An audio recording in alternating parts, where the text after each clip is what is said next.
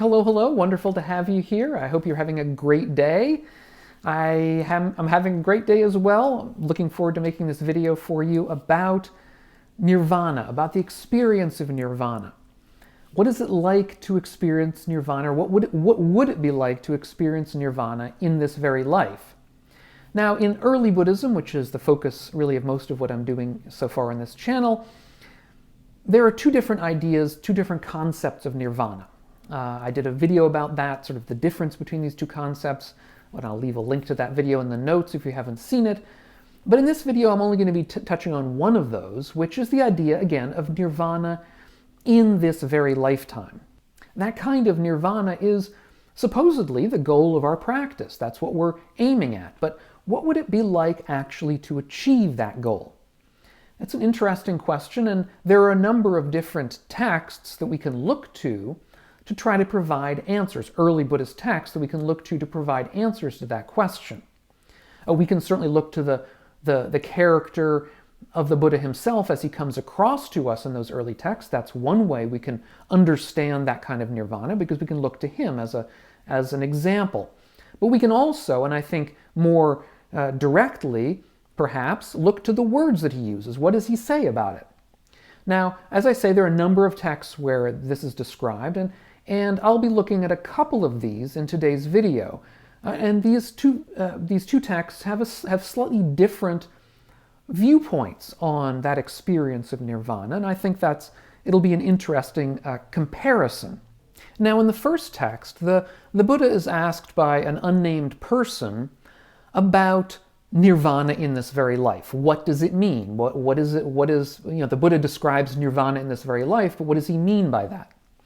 And in this text, the Buddha gives two different answers. He gives what he calls a provisional answer, and he gives what he calls a non-provisional answer.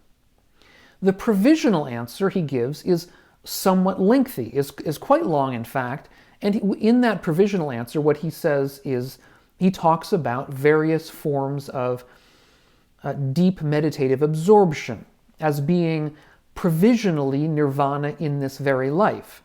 So, for example, the jhanas, the first jhana, second, third, fourth, the formless attainments, all of these are nirvana in this very life in a provisional sense. Now, just to be clear, I've done videos about all of these states, and I'll leave a link to a playlist down below in the notes where I go over them. I'm not going to go over them all in this video. It's too much to discuss.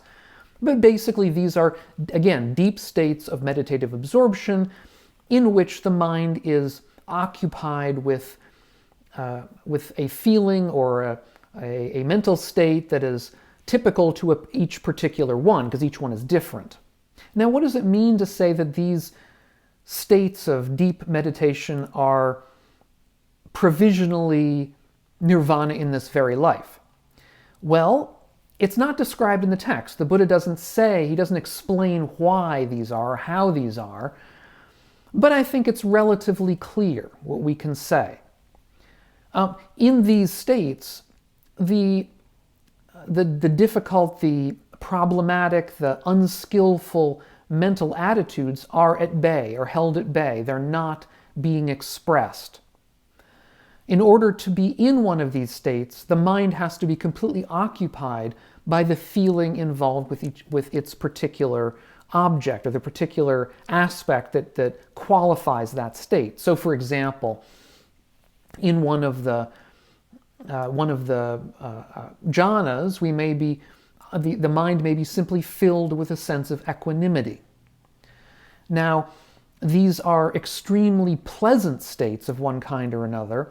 They're indeed so pleasant that they're no longer even called pleasant in some cases. This is a pleasantness even above the kind of ordinary pleasantness that we're familiar with in ordinary life. But in order to get there, we have to overcome what are known as the hindrances. And I've done a number of videos on hindrances.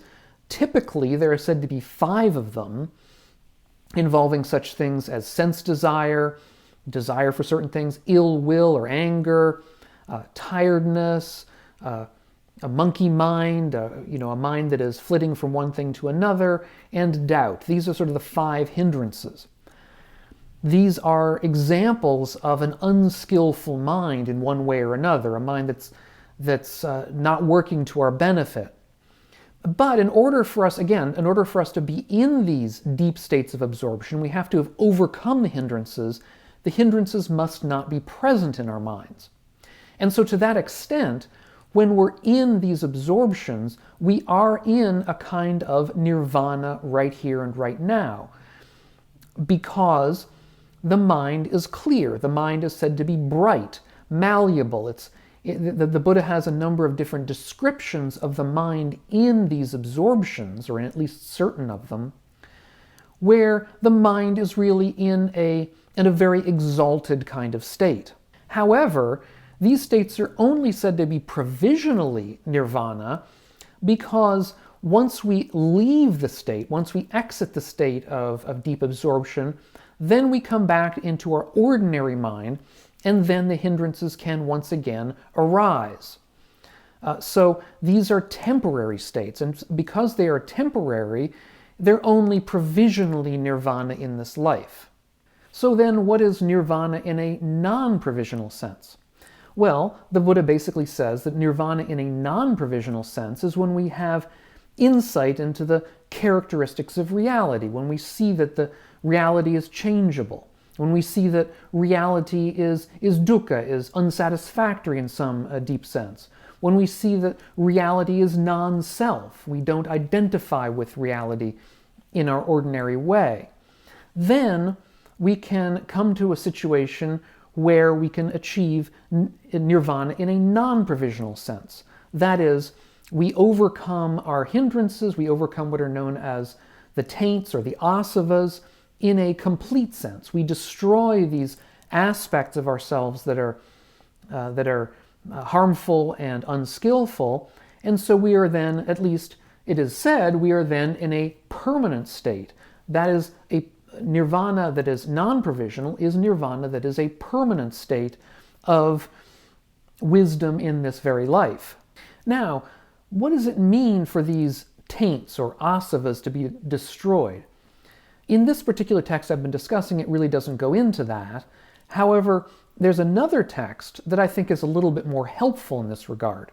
In this other early text, a Brahmin named Janusoni goes up to the Buddha and once again asks the same question we saw in the last sutta. He asks the Buddha, what is this idea of nirvana in this very life? And the Buddha here gives a slightly different answer, one that's more relevant to the idea, I think, of the asavas, of these taints. In order to answer this question about nirvana in this very life, the Buddha gives 3 examples of 3 different kinds of people. First, he talks about a greedy person. He says that the greedy person, when they act in their life, they experience greed, obviously, and that greed is painful, is a kind of suffering. It brings suffering upon themselves, it brings suffering on the people who surround them. I think we can experience that kind of suffering, again, directly, right here and right now, when we experience greed in ourselves. Greed is a kind of suffering. It's not a pleasant state to be in. And when we act upon greed, we're liable to hurt people around us by doing things that are not to their benefit. For example, perhaps stealing from them or something like that. On the other hand, the Buddha says that when a greedy person gives up that greed, then they can experience a kind of true freedom. They can experience a freedom from the ordinary suffering that they've been going through and before they decided to give it up. Abandoning this greed brings freedom. And with that freedom comes, the Buddha says, an experience of nirvana in this very life. The Buddha's second example, much the same as the first, has to do with hatred or anger. We can think of a hateful person. A hateful person, once again, experiences suffering for themselves. Hate is a form of suffering. It's not a pleasant state to be in. And when we're in such a state, we're liable to harm people around us, harm people that we might hold dear ordinarily. And in so doing might make lives difficult for everyone. However, if we abandon that hatred, in so doing, we can reach freedom, a kind of freedom. We can reach it directly. It's not a freedom, it's not an awareness that relies on somebody's say-so. It's something we can experience for ourselves right here and right now when we abandon that hatred. In abandoning hatred, the Buddha says, we can experience nirvana right here and right now in this very life. And the third case is the deluded person, and similarly with the previous two. Delusion itself is a form of pain, a form of suffering. When we overcome it, when we abandon it, we find true freedom. We find the ending of our suffering. And as this practice, or as these practices go on, we can reach a stage of permanent freedom. Permanent freedom from these three kinds of unskillful states. Permanent freedom from greed, hatred, and delusion. And this would indicate a destruction of the taints or asavas. Now, traditionally, there are said to be either 3 or 4 of these taints or asavas. There's the sense desire, which includes ill will. There's being, which is the asava, the taint of wanting to continue existing. Ignorance or delusion, the general asava of ignorance or delusion. And then some of the texts talk about a fourth one, which is the taint of views, of viewpoints, of clinging to our own views. But whether we look at this from the point of view of greed, hatred, and delusion, which is the simpler way, or whether we look at it in the case of the asavas, which are slightly different but with the same kind of idea, in all these ways of looking at nirvana, it looks as though there might be a sort of a provision, again, an idea of provisional nirvana, a nirvana that's not quite at that final stage where these things have been completely destroyed, but that there might be a kind of a continuum along the route towards nirvana where we are slowly uprooting these tendencies, but we aren't quite to the stage of a permanent uprooting of them forever. That is to say that in our practice we may from time to time get glimpses of freedom from greed, glimpses of freedom from hatred, glimpses of freedom from delusion, without necessarily finding these things permanently. They may evaporate for us for a time and then come back. In fact, that's the way I generally experience these things, I would say. And when I talk to my fellow practitioners, I find similar kinds of ideas.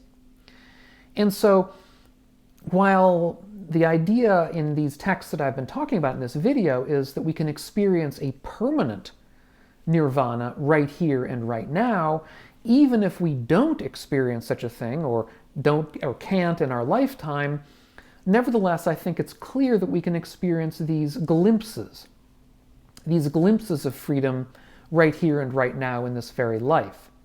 And I did an earlier video about this idea of sort of provisional or temporary kinds of nirvana, which we also find in another early Buddhist text. And I'll leave a link to that video up here on the screen if you haven't seen it or would like to see it again. If you're getting something out of these videos of mine, consider taking a look over at my Patreon page and helping out the channel and supporting the work that we're all doing here.